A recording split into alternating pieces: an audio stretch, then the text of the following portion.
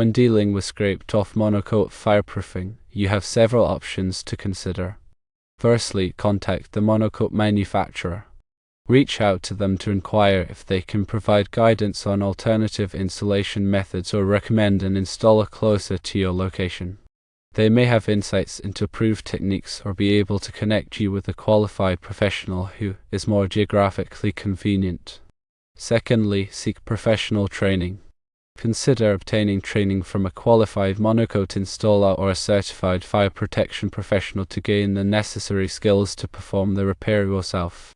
This would involve some time and effort to get yourself certified to properly do the job. Thirdly, negotiate with the inspector.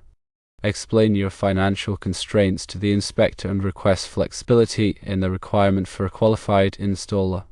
Emphasize that you are willing to take all necessary precautions to ensure a proper repair.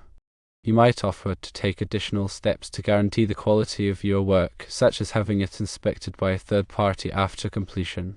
Fourthly, offer alternative solutions. Explore the use of other fireproofing materials that may be acceptable to the inspector, such as intumescent paint or spray-on coatings. These alternatives may be more cost-effective or easier to install yourself, while still meeting the required fire protection standards. You can research these alternatives to present to the inspector and see if they are applicable for your situation. Fifthly, contact fire protection authorities. Reach out to local fire officials or the state fire marshal's office to inquire about alternative methods of fireproofing that may be acceptable in certain situations. These authorities may have knowledge of alternative solutions that meet code requirements and can provide guidance on acceptable practices. It is crucial to document all communication with the inspector, including emails and phone conversations. Keep a record of your interactions, including the dates, times, and key points discussed. Obtain written confirmation of any agreements or exceptions made regarding the repair. This documentation can be valuable if any disputes arise later on. Consider seeking legal advice if you are unable to reach a satisfactory resolution with the inspector or fire protection authorities. An attorney experienced in construction law or code compliance can help you understand your rights and options. When considering fireproofing materials and installation methods, it's essential to understand the underlying principles of fire protection and building codes. Fireproofing materials are designed to protect structural elements from the effects of fire, preventing them from weakening or collapsing. Building codes specify the minimum fire resistance ratings required for different types of construction based on factors such as occupancy, height, and area. Monocote is a cementitious fireproofing material that is applied to steel beams and columns to provide thermal insulation and protect them from fire. It works by forming a char layer when exposed to heat, which slows down the transfer of heat to the steel. Intumescent paints and spray-on coatings are alternative fireproofing materials that expand when exposed to heat, forming a protective layer that insulates the steel. These materials may be suitable for certain applications, but it's important to ensure that they meet the required fire resistance ratings. When repairing fireproofing materials, it's crucial to follow the manufacturer's instructions and industry best practices. This includes properly preparing the surface, applying the material at the correct thickness, and ensuring that it is properly cured. It's also important to inspect the repair to ensure that it is free of defects and that it provides adequate fire protection. If you are not qualified to perform the repair yourself, it's best to hire a qualified installer who has experience working with fireproofing materials. A qualified installer will have the knowledge, skills, and equipment necessary to perform the repair safely and effectively. When negotiating with the inspector, it's important to be respectful and professional. Explain your situation clearly and calmly, and be willing to compromise. You may be able to reach an agreement that meets the inspector's requirements while still being affordable for you. For example, you could offer to have the repair inspected by a third party or to provide additional documentation to demonstrate that the repair meets code requirements. If you are unable to reach an agreement with the inspector, you may need to appeal their decision to a higher authority. The appeals process varies depending on the jurisdiction, but it typically involves submitting a written appeal to the building department or fire marshal. In your appeal, you should explain why you believe the inspector's decision is incorrect and provide any supporting documentation. You may also be able to present your case in person at a hearing. When selecting alternative fireproofing materials, it's important to consider the following factors. Firstly, fire resistance rating. The material must have a fire resistance rating that meets or exceeds the requirements of the building code. Secondly, cost.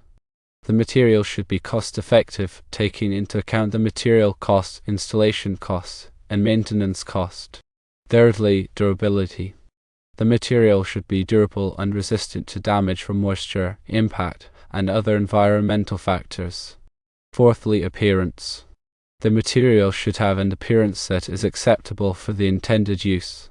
Fifthly, ease of installation. The material should be easy to install, especially if you are planning to do the repair yourself. When contacting fire protection authorities, be prepared to provide them with information about the building, the fireproofing material that was damaged, and the proposed repair. They may be able to provide you with guidance on acceptable methods of repair or to approve alternative fireproofing materials. They may also be able to provide you with information about local fire codes and regulations. Remember that fire safety is paramount, and it's important to take all necessary precautions to ensure that the building is properly protected from fire. This includes using approved fireproofing materials, following proper installation procedures, and conducting regular inspections. By taking these steps, you can help to protect the lives and property of the building's occupants. You also asked about the monocote itself. Monocote, as mentioned before, is a cementitious fireproofing material, which means it is based on cement. It is typically a dry mix that is combined with water at the job site to create a slurry. This slurry is then sprayed onto the steel beams and columns using specialized equipment.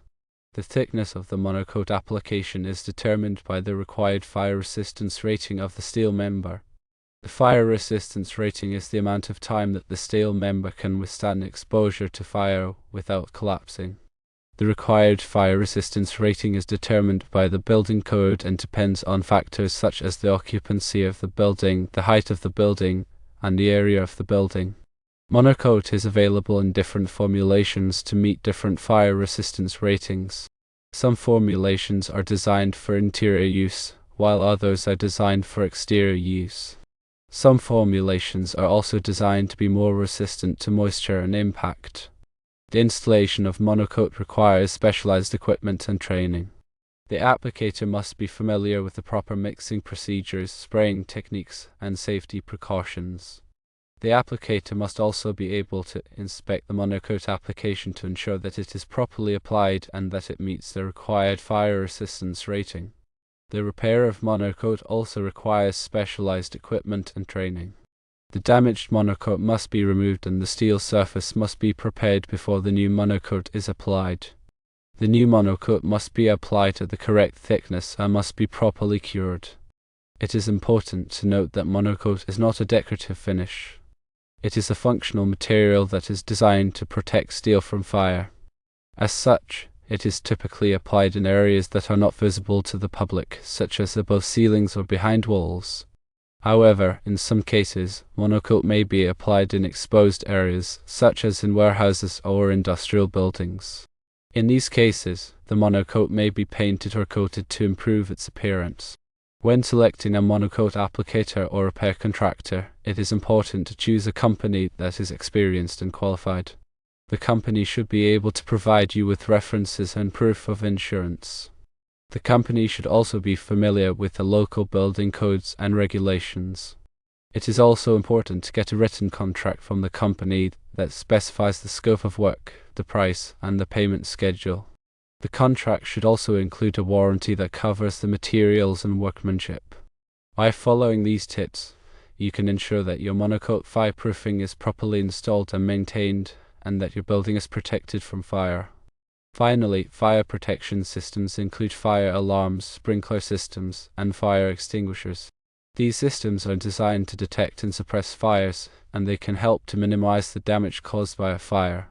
Fire alarms are designed to detect smoke or heat and to alert the occupants of the building to a fire.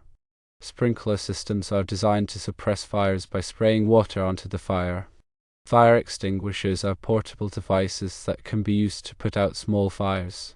It is important to have these systems installed in your building and to make sure that they are properly maintained. It is also important to train your employees on how to use these systems. Overall, fire protection is a complex and multifaceted field. By understanding the principles of fire protection and by taking the necessary precautions, you can help to protect your building and its occupants from fire.